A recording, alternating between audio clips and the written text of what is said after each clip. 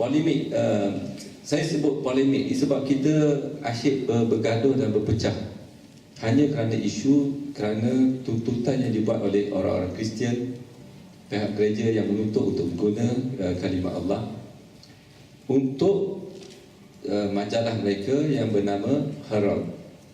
Itu untuk edisi bahasa Melayu, tidak untuk edisi bahasa Inggeris dan tidak juga untuk edisi bahasa Mandarin dan Tamil, hanya untuk bahasa Melayu. Nak mudah, kalau nak mudah di sini, nama saya tadi disebut Abdul Karim. Saya seorang lelaki, dan dalam bahasa Inggeris lelaki itu disebut sebagai man. Bukan nak ajar bahasa Inggeris lagi ni ya. Man kita terjemah pada bahasa Melayu sebagai lelaki. Boleh tak faham ha? Dan man kita tak boleh terjemah kepada lelaki, Karim. Saya tak boleh panggil, oleh kerana semua ni lelaki, saya tak boleh kata ni semua Karim. Ini semua ada nama masing-masing. Saya je nama Karim, mungkin seorang dua lagi ada nama yang Karim. Yang lain tu nama berbagai, tetapi mereka adalah lelaki, saya adalah seorang lelaki. Begitu juga dalam, kalau kita nak ambil analoginya tentang God. God adalah terjemahan umumnya ialah Tuhan, bukan nama khas Allah. Mudah aja. Okey. Jadi kalau ini pun tak boleh nak faham, jangan masuk universiti lah.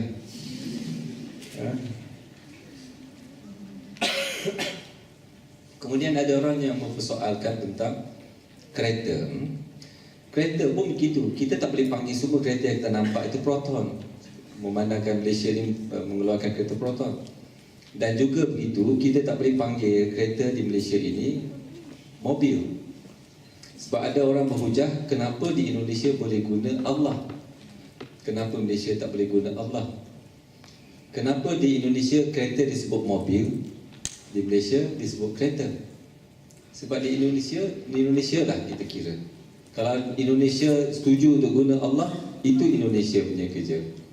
Kita di Malaysia, kita guna istilah car sebagai kereta, kita tak guna mobil.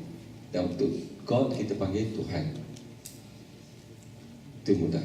Sebab kita tak nak nanti, kita tidak mahu reda kerana nanti terdapat bangunan-bangunan rumah ibadat Kristian yang ditulis dengan nama Allah dan sebagainya. Dan kita kena perhatikan juga bangunan-bangunan ini tidak ada tanda salib. Tidak ada tanda salib.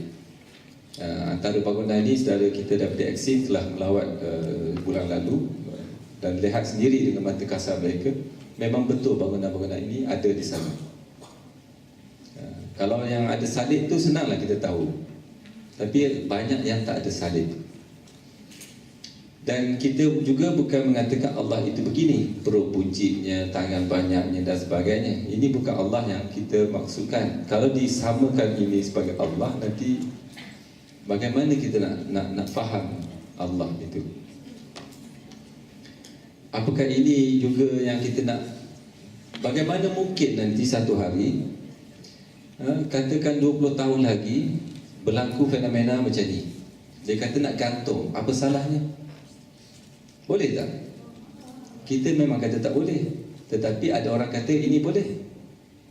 Apa salahnya kalau ini dah boleh, yang tadi itu tak boleh?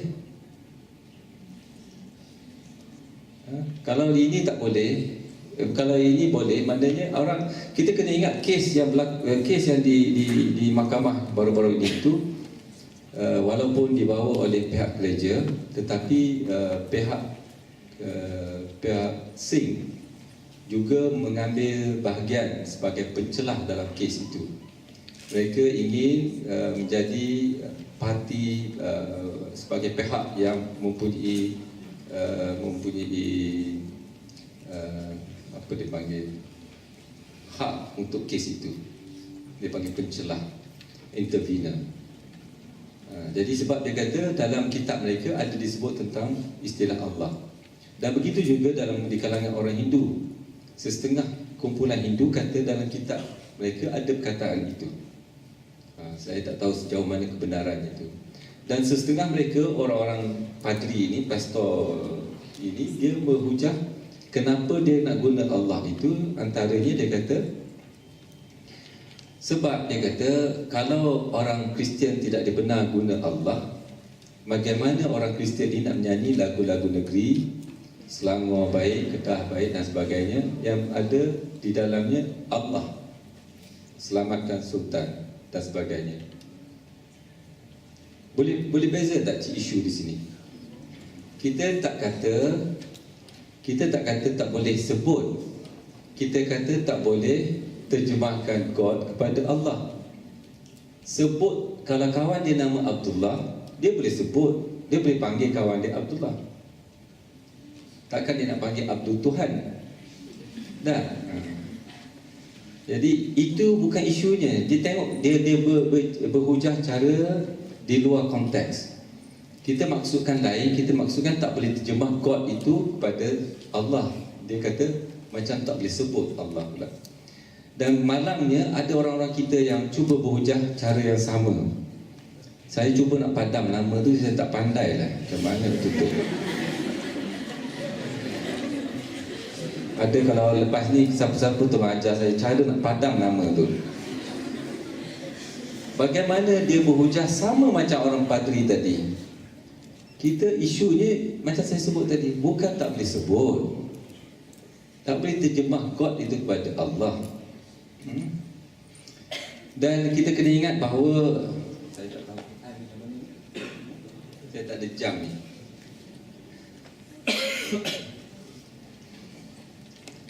Kita kena ingat bahawa ramai juga padri-padri Kristian sendiri yang tidak setuju dengan penggunaan kalimah Allah. Saya ada senarai banyak petikan daripada majalah-majalah mereka. Saya ambil satu saja di sini. Robert Moller ni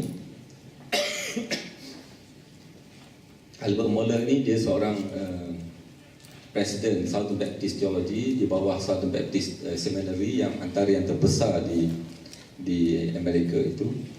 Dia tidak setuju dengan penggunaan kalimah Allah itu kerana dia kata bagaimana mungkin seorang Kristian itu dibaptiskan dengan nama Allah. Nak mandikan bila masuk Kristian itu macam kita mengucap asyhadu an la ilaha illallah tu. Bagaimana dia nak mandikan orang yang baru masuk Kristian itu dengan nama Allah? Sebab dia akan sebut nama Jesus tu. Dan begitulah juga kalau kita lihat dalam sijil baptis. Pernah tengok nama ni? Lena Joy, Azlena Jalani. Kalau kita tengok sijil mereka, sijil baptis mereka, disebut dengan jelas in the name of Father, Son and Holy Spirit. Dia tak sebut in the name of Allah. Kalau betul dia nak guna sangat, patut tukar ni semua ni. Dan kita lihat di sini, ini upacara Kristian, dipanggil passing over, antara upacara yang sambutan kebesaran Yahudi dalam gereja di sebuah bukit pantai, sekitar lembah pantai itu.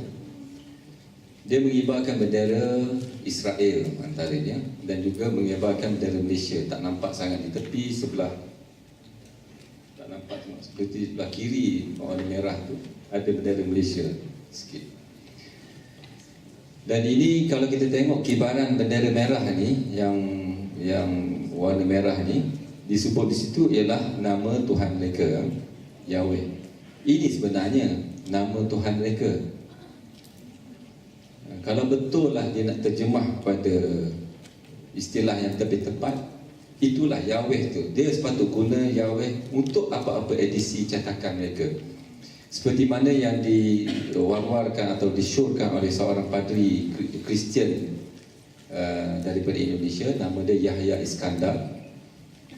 Dia mencadangkan pada orang Kristian di Indonesia supaya menukar nama Allah itu kembali kepada nama asal Yahweh. Dia kata nama Allah itu tidak tepat. Yahya Iskandar, Kristian. Dia menulis satu buku, malah dia menulis surat kepada mufti wilayah persekutuan menyatakan persetujuan dia terhadap usaha kerajaan Malaysia menyekat orang Kristian mengguna nama Allah. Jadi kalau betul lah mereka nak guna nama Allah ni, patut masa dalam majlis-majlis mereka di dalam gereja mereka, patut mereka tukar guna kibaran bendera Allah. Tetapi tidak. Dia hanya guna apabila dia ingin menyampaikan bahan-bahan bacaan dan sebagainya kepada orang-orang Melayu. Dan kita nak tengok strategi mereka satu persatu. Nah, di sini saya nak guna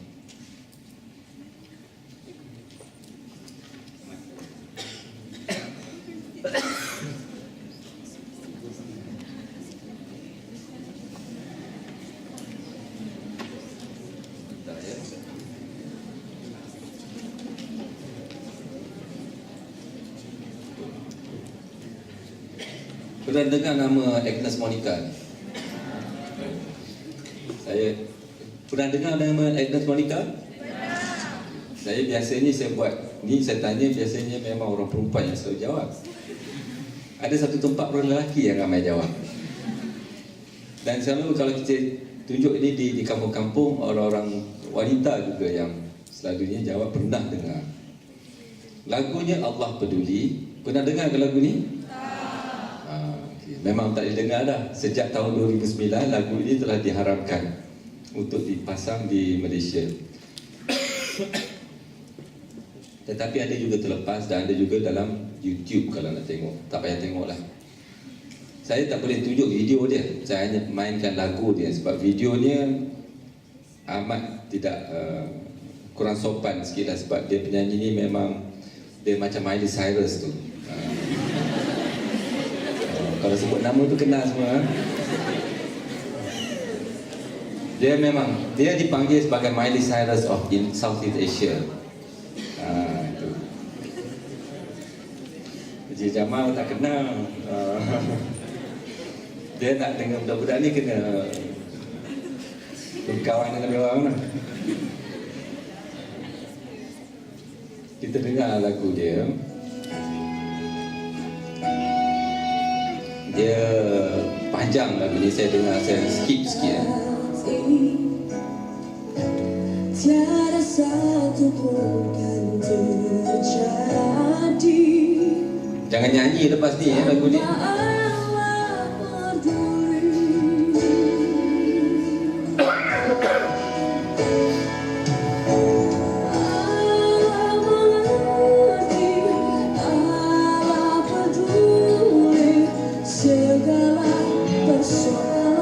Saya ke depan terus lagu dia ya.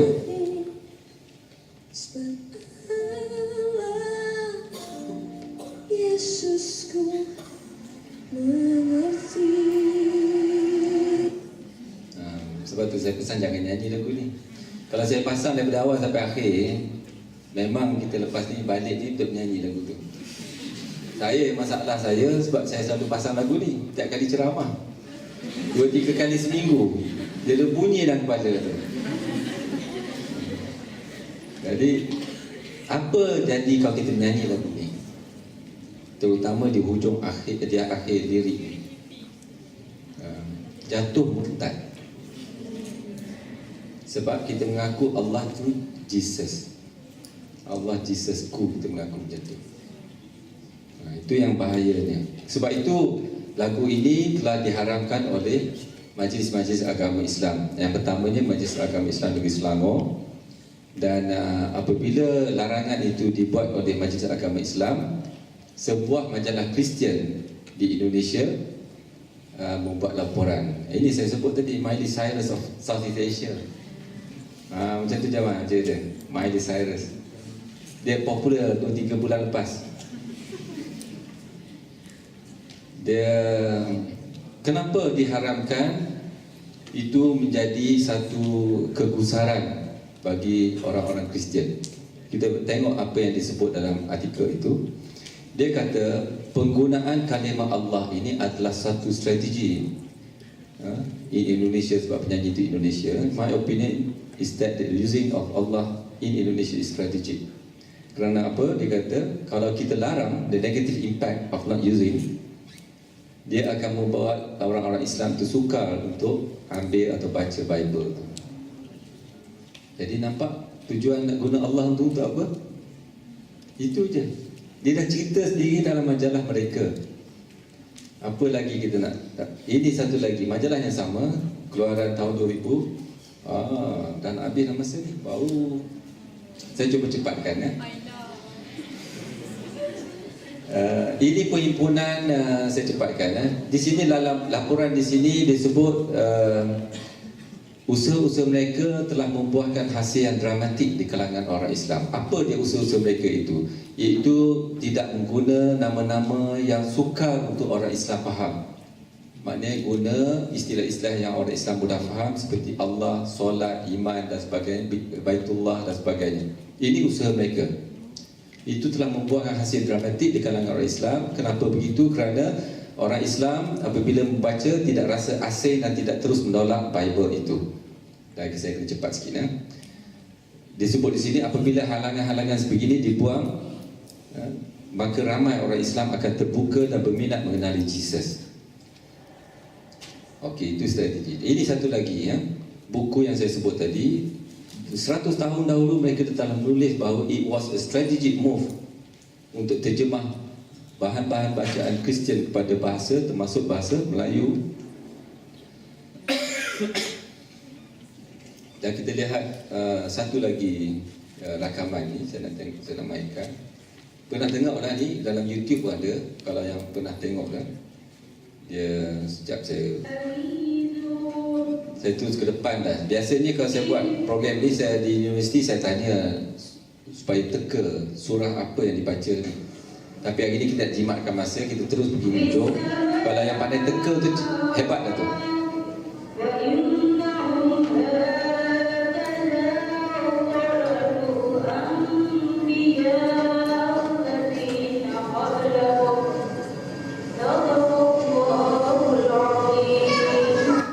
Saya buat program ni selalunya saya tanya para pelajar surah apa yang dibaca, dan ramai yang angkat tangan dan meneka. Antara surah yang paling popular mereka teka surah Maryam.